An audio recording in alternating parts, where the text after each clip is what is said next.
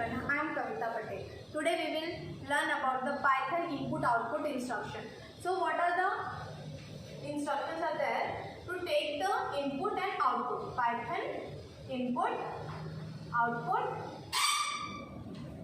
instructions. What it means input-output instruction first?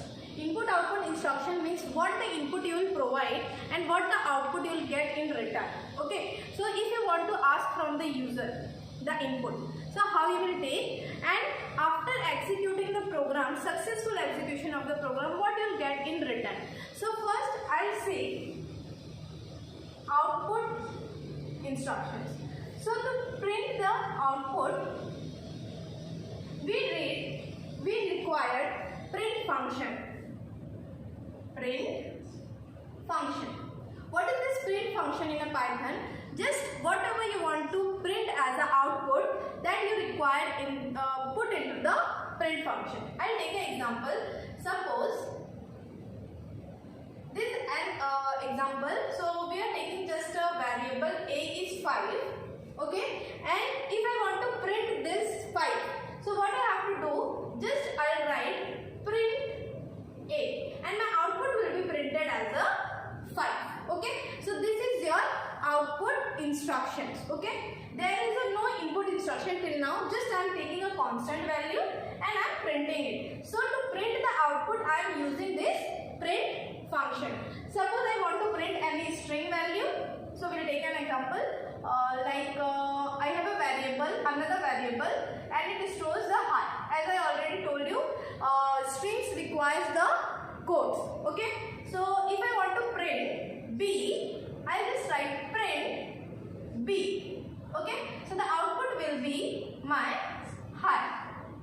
It is not like that every time you have to provide the variables. Okay, don't be confused. So if I want to print height, directly I can write print height. If I want to write the integer number, directly I can pass the any integer number. If I want to pass any float number, want to print it as an output, I can print it as a float. So this is all about. Now we will start with the input instruction. What it means the input instruction?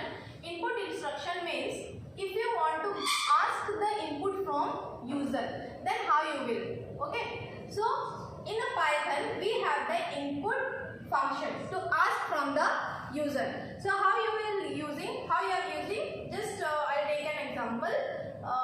Suppose I have a as a variable, which value is 5. Okay, this is my user declared function. User declared variable. Suppose I want to define any variable which value I want from the user. Okay, so I'll just give the name of my variable. Then I'll take the input function.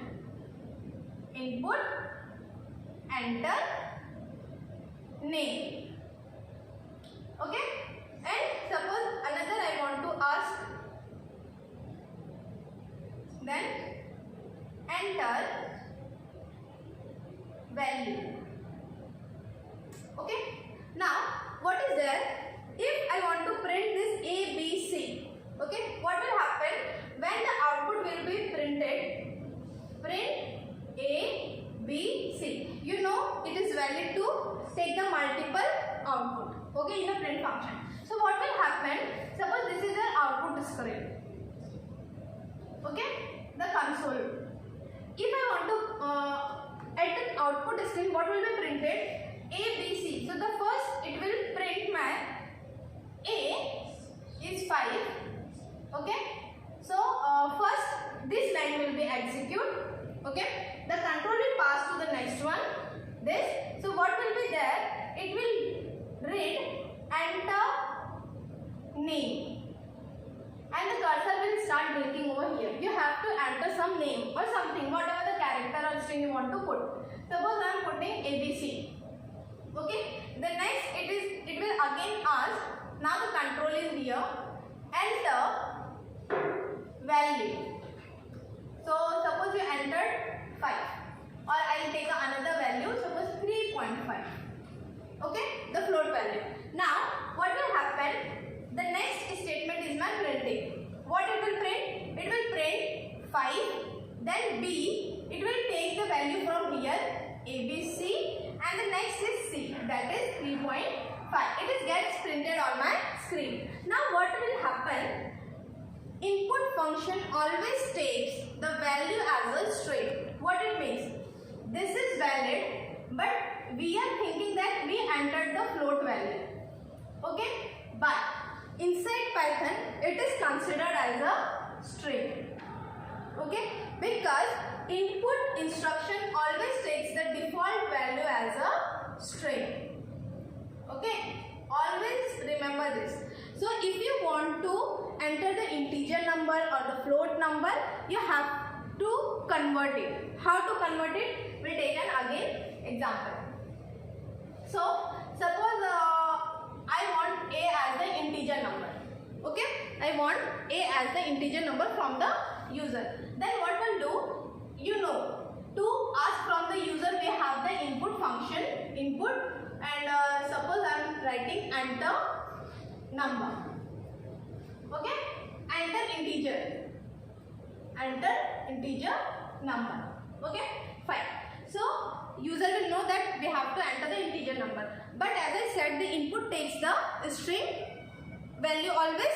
So how you will convert it? We require integer as a this.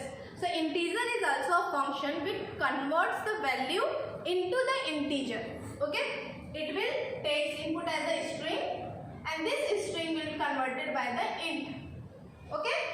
So the next, if b I want to take as a float, then I have to write float input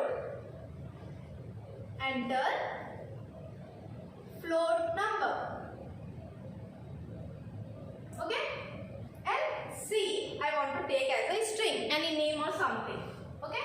So directly I will write input enter character or a string, whatever. Okay? And I want to print all these things, A, B and C. Now what will happen if at the output screen, how it gets executed? It will execute like, it will ask for the A equal to. It is not visible, the A equal to is not visible, just it will be enter integer number and the cursor will bring here. When you enter any number, okay, suppose you entered 10, then the cursor will go in the next line. Okay, control pass to next line and it will say enter float number. Okay, suppose you entered 3.5. Okay, next line control goes to here and it will ask enter character. Suppose you entered ABC, whatever you want to enter, the as a string or character. Now control is in the next line or the output instruction, print ABC. So it will print the value of A. So A is stored 10. A is storing 10. So it will print 10. Then B. B is storing your float value 3.5 and C is storing your character, that is ABC. Suppose you want to check with the data type of this variable, just use type function. So down here just start writing type A, type B and type C. So what will happen? It will get printed over here that A is the integer class type, B is my float class type and C is my string class type. Okay? So thank you all. I hope you understand this topic very well and thank you. We'll continue in the next lecture.